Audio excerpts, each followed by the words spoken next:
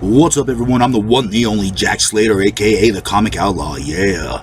And we're on YouTube. Check us out. Smash the button, man. Smash it. And we're doing the War of the Supermen, yeah, aka the 100-minute war. Yeah, the big-time Kryptonians have been freed from their bottle of Kandor. They formed their own civilization, and Superman had gone to live with them, but Zod has taken over. And Superman comes smashing in, screaming Zod, for he had left his adopted homeworld to come to this new Krypton, for he did not trust Zod. He did not trust him in the slightest, for war is about to break out between New Krypton and the humans. And Zod stands there waiting for him patiently. He knows Clark. He knows that he just smashes his way in like the hero he thinks he is, and he takes a shot at Zod. But he doesn't realize that Zod has had this all planned out from the start. Zod is a general, a tactician, and he had prepared for Kal-El, sending Ursa to stab him with a kryptonite knife, slicing against his chest.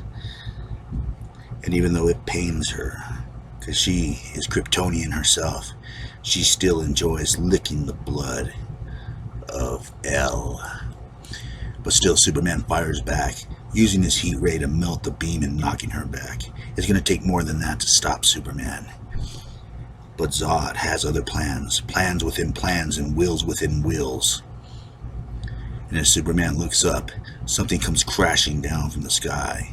Zod's Muscle Man. And he slams down on Clark, crushing him into the ground.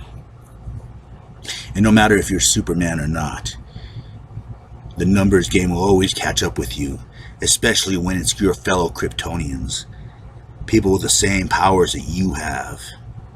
And Zod goes on to explain that this was all part of his plan. That's why he put Superman in charge of a group called Red Shard, so he could teach them. For Superman had something that these Kryptonians didn't have: years and years of experience using their powers. And Zod had used his experience in order to ship and shape his group, his army, his nation for war. And this isn't just a made-up war or fabrication. Zod has a reason. For Supergirl's father was murdered by a man named Lane, General Lane. And Zod, after all, has a more personal reason. He's sworn a blood oath against the House of El. And what better way than to watch his planet burn to the ash and then dance on the cinder? Superman charges at Zod, but he's pulled down, and they start beating him up. They start beating him down, giving him the same beatings that he's given so many criminals with his superior strength. And now it has turned against him, for the Kryptonians are coming. They're coming for Earth. And this is the start of the 100-year war. But how did it get to this? What is Kandor? How did the Kryptonians get out? And I thought Clark was the last survivor. Well, this story starts with Lois typing. And she's about to reveal the origin of how all these Kryptonians came to be. As she's writing at her desk, trying to sum up the events of what's been happening, Clark leaving New Krypton. She explains Superman's origin, how he was thought to be the last survivor of a dying planet called Krypton. For this baby was sent to Earth in order to save mankind from itself.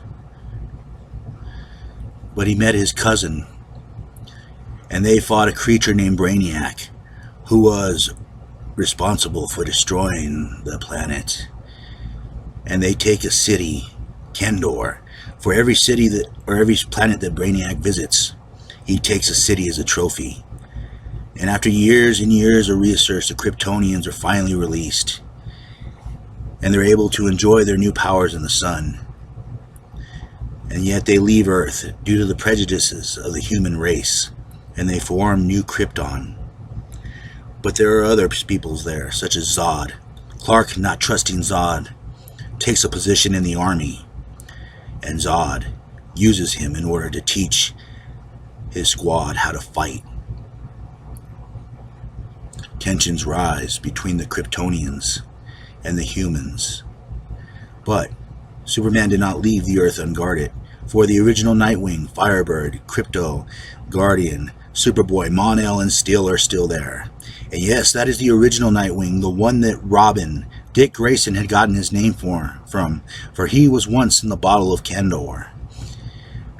And yes, on the other side, there's General Lane, Lois Lane's father, who has formed an alliance with corporations and different groups across the world in order to stop and put an end to these Kryptonians. He even turns his own daughter, Superwoman, into an assassin. And as Lois tries to uncover more and more, someone meets her at the rabbit hole. Is it a white rabbit, you might ask? No. But it is a familiar face.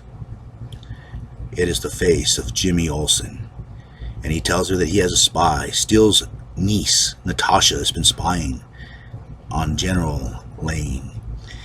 And he asks her, do you really want to know how far this rabbit hole goes? Do you really want to know the truth about your father? And Lois, with eyes of steel, says absolutely. And what will happen in this war? Who will win?